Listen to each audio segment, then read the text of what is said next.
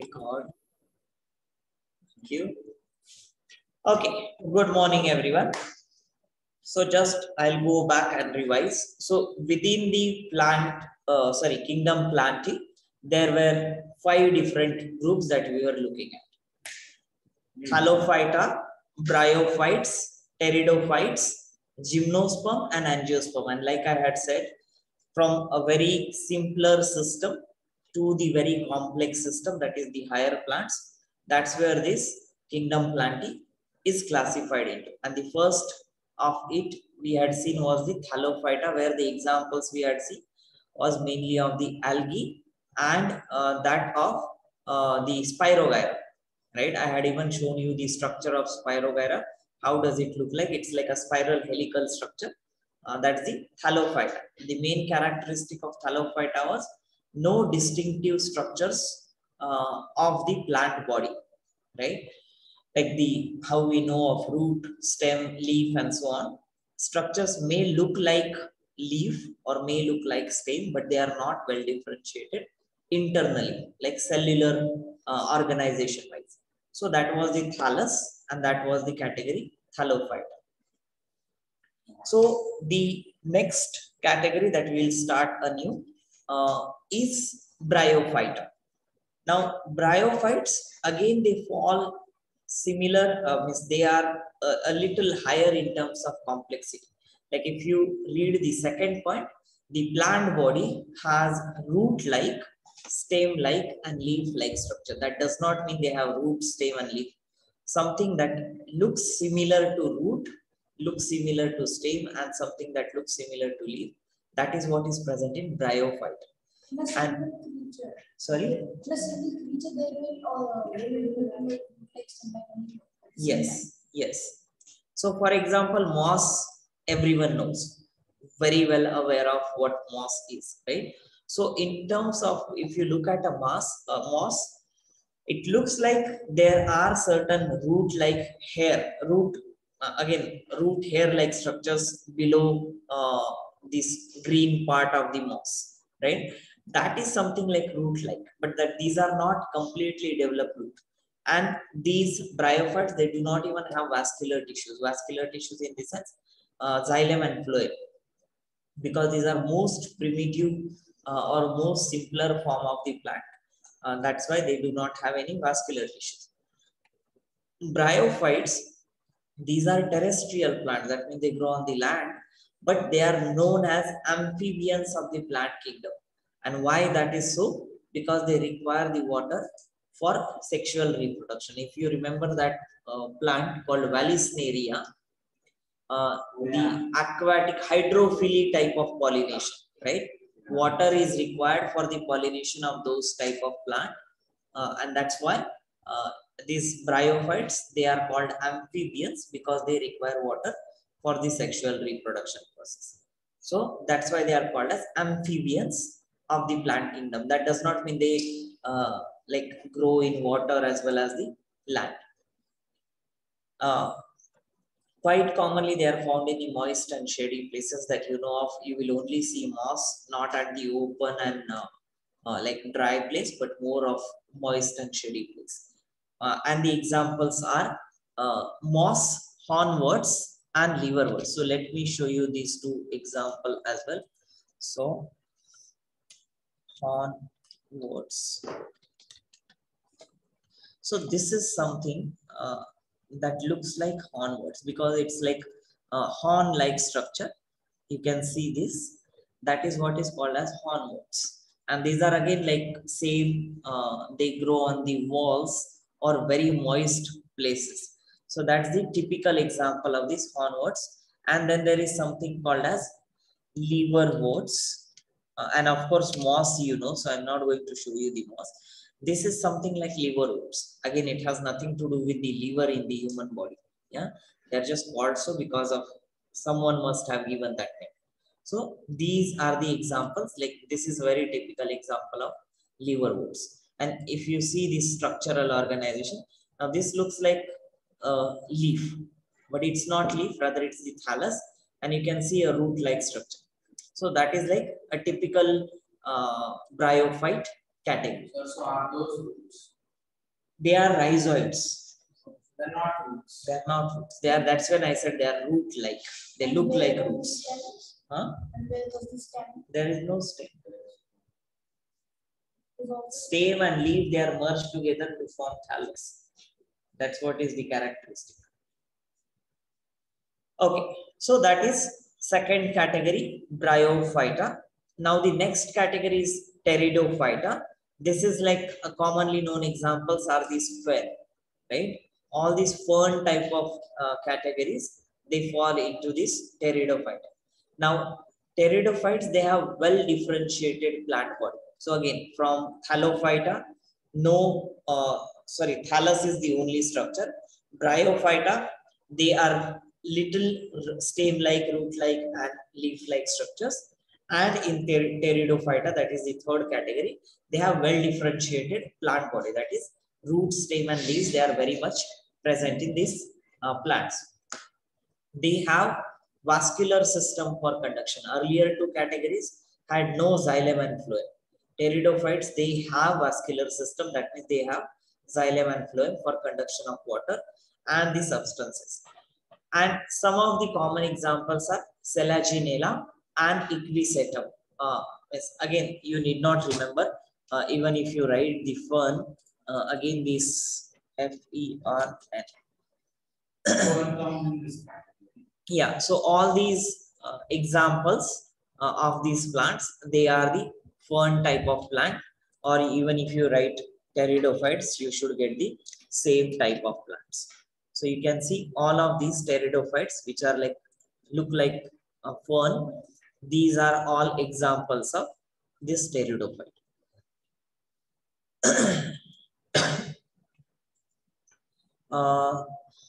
Okay, so does anyone have any question? Again, what you need to remember probably just in terms of, you don't even have to remember anything as such. It's so logical that thallophyte means you just have to remember the sequence: thallophyte, bryophyte, pteridophyte. Complexity goes on increasing. Earlier two, thallophyte and bryophyte, do not have any vasculature structure, do not have any root, stem, and leaf differentiation, and that way they are very simplistic, primitive type of plant. Pteridophyte, that's where the differentiation of root, stem, and leaf has started, and plus the vascular system has also started. Can you show the Moss.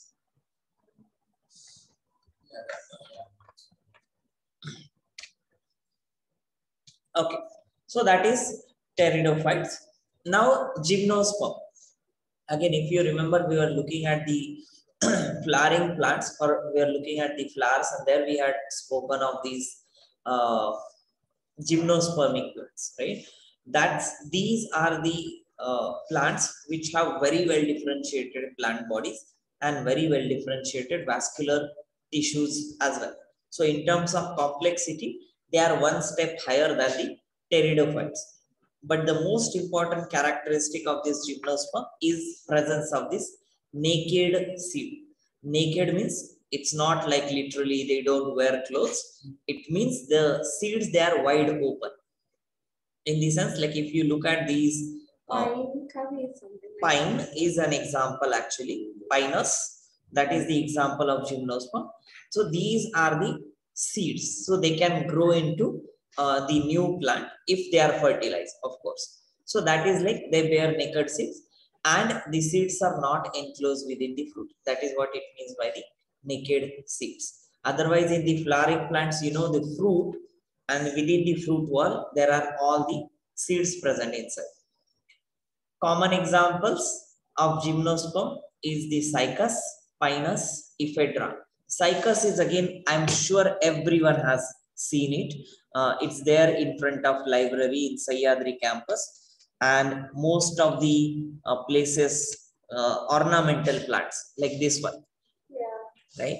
These are the Cycas tree, right? It's kind of circular palm tree, like not palm tree as such, I can say, because palm tree is huge, but the leaf like arrangement is like this. So these are all different examples of, they are also called as cycad, by the way, cycad or cycas, any of these two terms. They are still example of this gymnosperm. And of course, pinus or pine, you know it very well, right? These are the typical examples of the pine tree. This is most commonly seen around, right? And ephedra, I'm not sure if you would have seen this, but this is also another common tree. Like, this is a typical flower like structure, not flower as such, a seed like structure that you can see. Again, these are not so common, but like on Python Hill, I have seen quite a few of these. So they are present. Like, if you look at this kind of structural arrangement, that is the typical example of ephedra tree. So these are all gymnosperm, and So they were vascular. they have everything now except the seeds. They are naked seed. So they don't have fruits. Can you tell the examples? This is the fruit then, if you can call it so. What is the spelling of citrus? That's when I asked you to sit here. CYCAS. Thank you, sir. Okay, shall I move forward? Okay, now the last category within kingdom planting is the angiosperm. Again, if you think in terms of complexity, the flower is one of the complex structure in itself, and that is where the complexity has increased from thallophyte to the angiospermic plant. This is very specific plant which is seed bearing or fruit bearing vascular plant. Vascular plant means they have vasculature structure and a well differentiated plant body.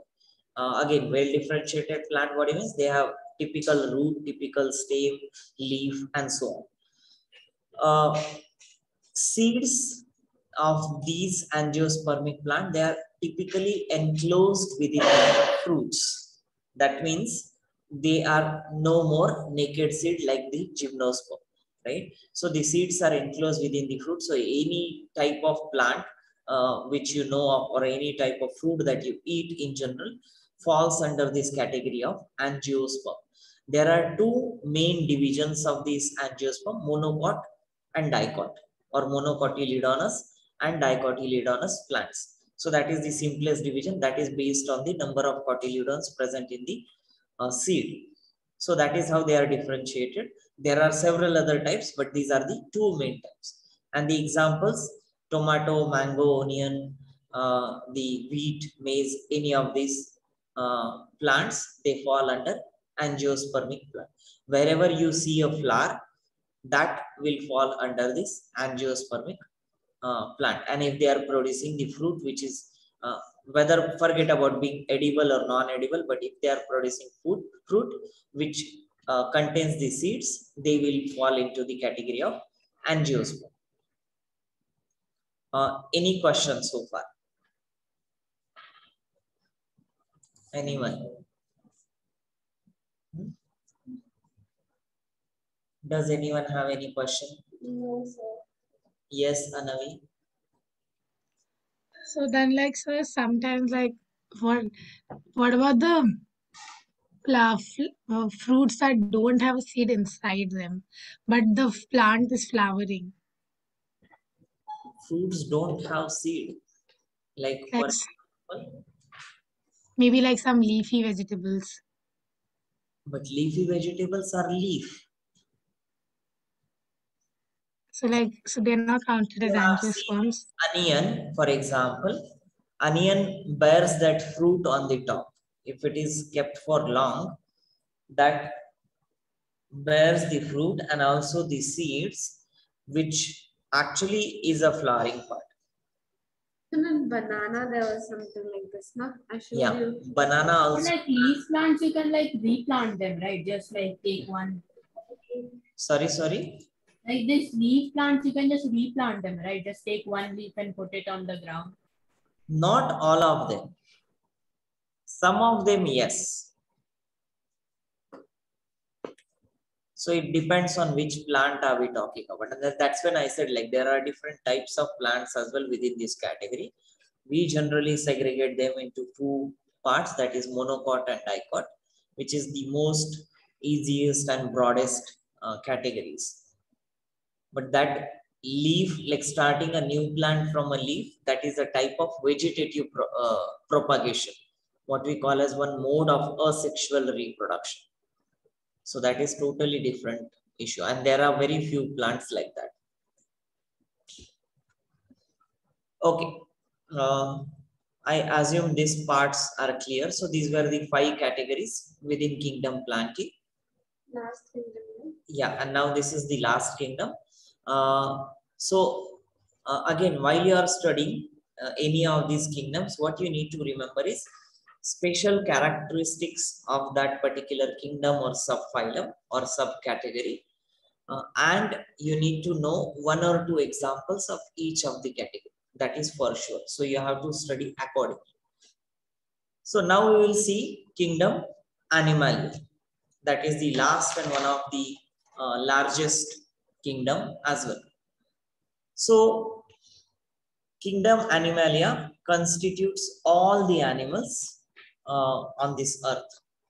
Of course, there are quite a few different species within the animal category apart from the plant species, and they are all included in this kingdom Animalia. So animals, these are multicellular eukaryotes.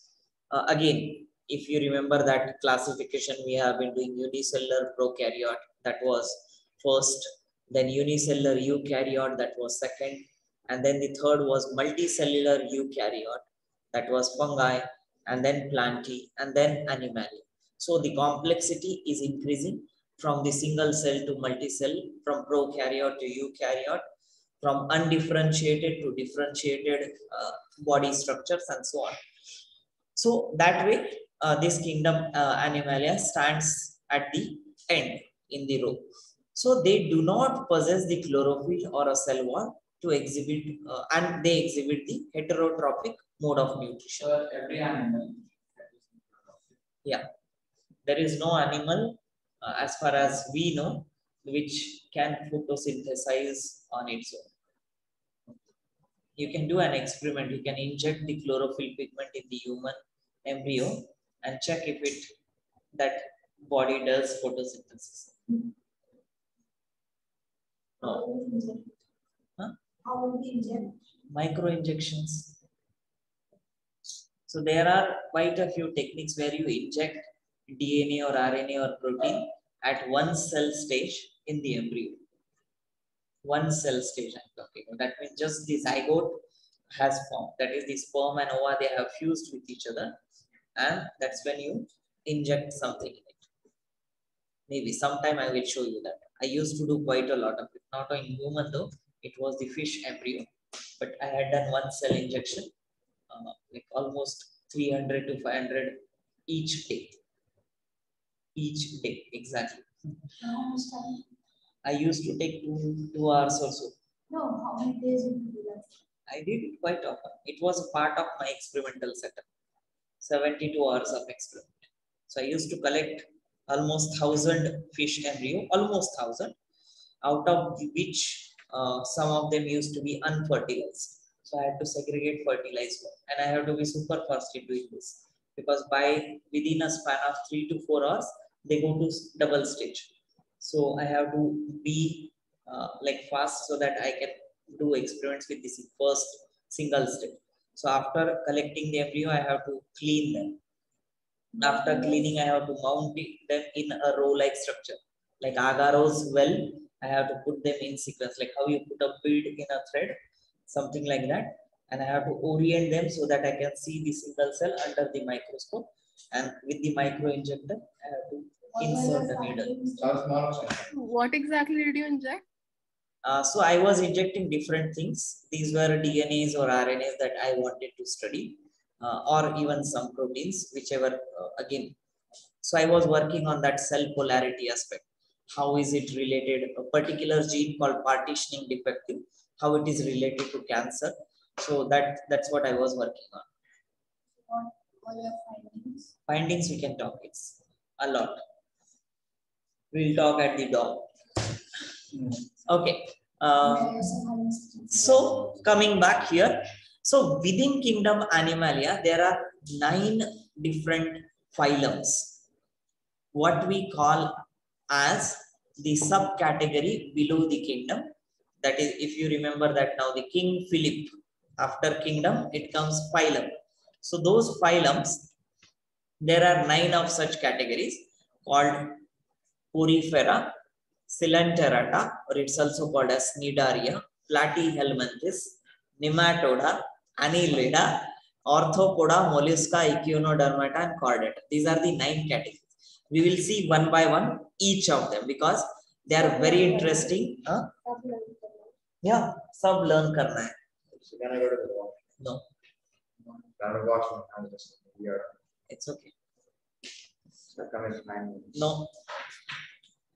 So, I guess again this you can watch on your own in just 40 seconds. Let's. Sorry, someone said something. We'll come one by one to that one. Okay, so the first phylum within this category is Porifera. Now, this is specifically referring to the organisms called as sponges. Now, everyone knows how a sponge looks like in a common connotations, right? A sponge is which is like a porous body. So this Porifera category or the sponges category belongs to the organisms with holes. So if you see a kind of representative diagram at the center, this is like an organism with a hole. Now this looks like a kind of plant. You might argue that this looks like a plant, but this is not a plant. This is very much within the animal category because it's an animal cell, multicellular animal or multicellular organism of the animal cell. So obviously it falls in the category of animals, and it has this typical arrangement of the pores on its body. So these are non-motile multicellular organism with a hard outer skeleton. Their skeleton on the outskirts is little harder. They have porous body. Pores on the bodies create a canal system which helps to circulate the substances, like how we have digestive system, circulatory system, which or even lungs for that matter, takes certain substances and circulates within the body, right? So that way, even within this Porifera phylum, these organisms, they have these pores which create a kind of canal system to circulate the substances. And they are not differentiated into head and tail. That is the most important category. Now, again, when we are looking at the kingdom Animalia, we will start from the lowest or very less complex or very simple organisms to the most complex organism within whole of this phylum. So these ones, they are the very simpler ones, and that's why they don't have any differentiation of the head and tail or upper part and lower part, and so everything looks similar. Shape can be different, like you can see here, upper part is little bulged while the lower part is kind of attached to each other, right? So that way the head and tail may not be differentiated at all, and they do not have well developed organ system, which is quite obvious because, like I said, these are again very simpler organisms. Most of these, rather all of these, they are in the marine habitat. That is, they are aquatic organisms. So that is the phylum Porifera. The common examples are Spongilia or Spongilla and Cyclone. So again, let me show you these examples as well. Though there were quite a few pictures. Spongilla. So if you look, there are various subtypes again, right? If, for example, How are these animals? that's when I said they look like plants, but they are not plants because they contain the animal cell. That is the basic distinction between plant and animal. But so they move around. No, they are non-motile. Oh.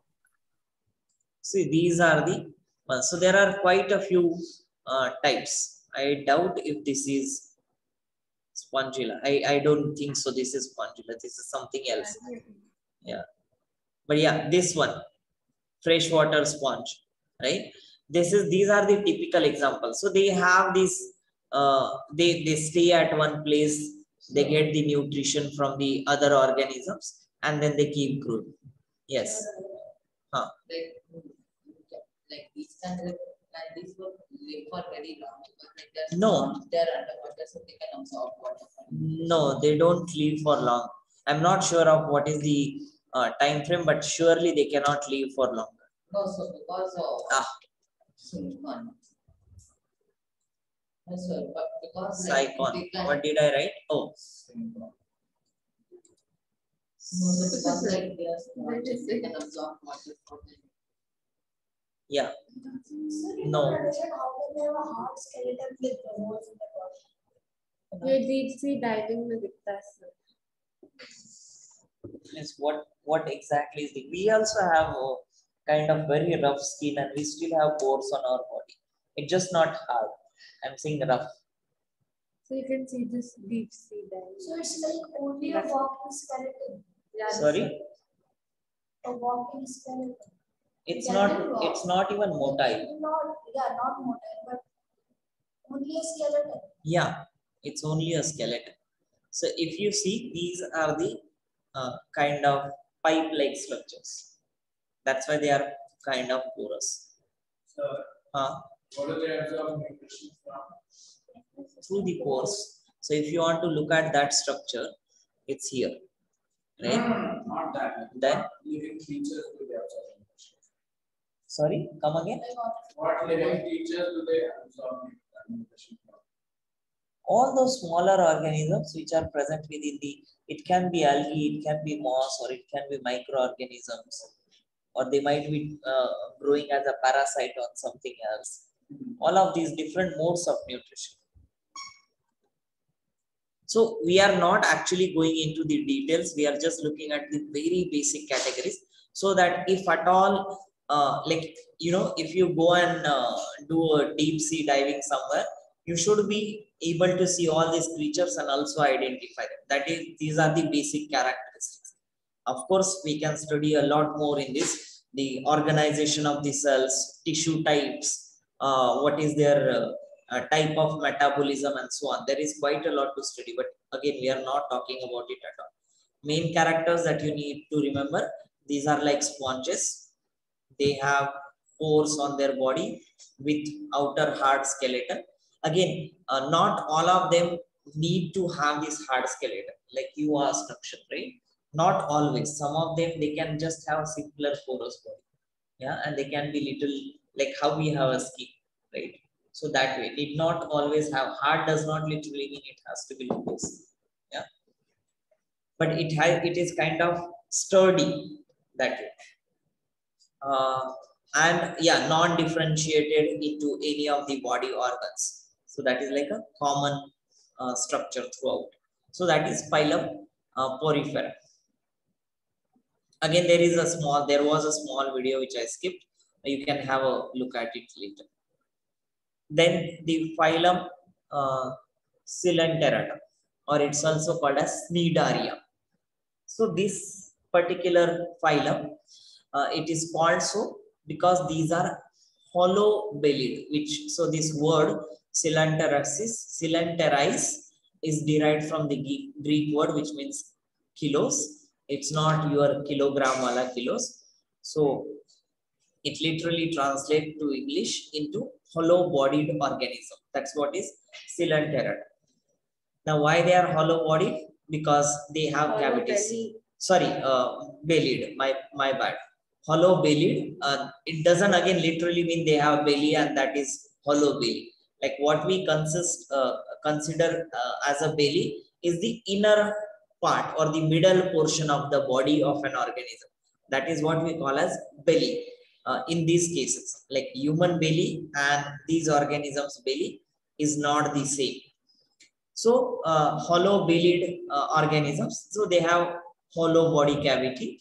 The body is differentiated into two ends. Again, if you think of complexity from Porifera to Coelenterata, Porifera had no differentiation of any type within their body.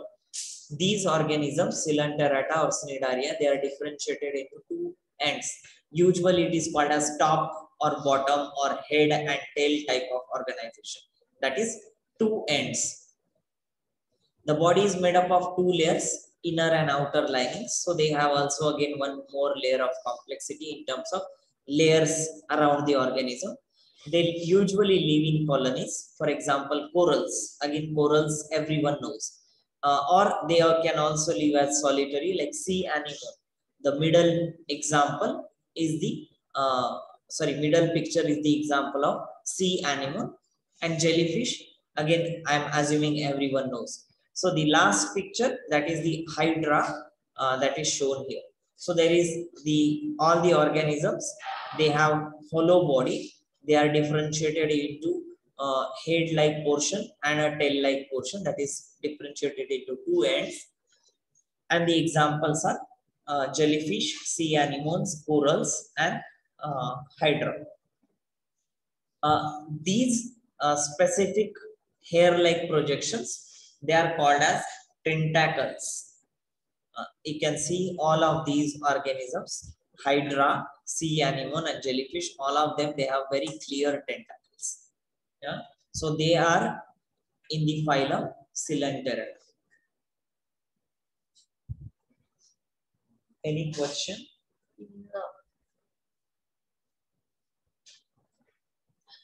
Okay. Sir, so corals are like a colony of animals. Yeah. So they were dead animals. Sorry? I don't know. I used to think that they was like dead animals. No, they are very much living characteristics. Okay. But when they die, some of their hard things they settle down. Yeah, they also lose color, but they can also form very hard fossil-like structure. Yeah, sir, that's like we collect them at the beach, right? We collect them. It's like how when we die, only the skeleton is left. That's exactly, the whole body itself is skeleton after death. Also, like, sir, jellyfishes sting, right? Like, yeah, but not all of them. There not are all. specific category of the jellyfish. So again, we are not even looking at the types. So let me show you that, because yes, Can jellyfish see us? jellyfish Like, see. do they have eyes? I doubt, but they have Then how do they sting? they have receptors to recognize the organisms. You can sense, no? Yeah, exactly. So then can they differentiate like, oh, this is a human, oh, that's a No, fish? I doubt that. So if you look here, Ishan, so there are these different types, and I guess if I'm correct, this hydrozoa is the one which stings. So but again, I'm not too sure of this, but one of these categories, surely not these ones. These are relatively okayish one, and most commonly found are, I can't. Yeah, most commonly found ones would be, I'm not too sure. Yeah, these ones, moon jellyfish, or even this lion's mane. I'm not sure of this again. But if you go to Goa at all, you will find this barrel jellyfish and so on. Because this jellyfish we find mostly in the seashore on the sand, their structure is kind of distorted. So most of the times we may not identify them so clearly. But yeah, what we usually see is just this head portion and the tentacles portion. So that difference, like all of these would look similar otherwise. Okay, that is phylum Coelenterata or Cnidaria. First one we had seen was Porifera or sponges. Second one we had seen that is phylum Coelenterata or Cnidaria.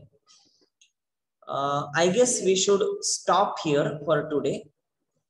Next class we will start with Platyhelminthes, because we won't be able to finish these 2-3 categories which are similar, because we have to differentiate between them. But yeah, you can just go over these slides whenever you have time, and like these categories, then it will be easier for you to remember them as well. But also remember, you have to remember all of these categories, all of these characteristics and examples. Okay.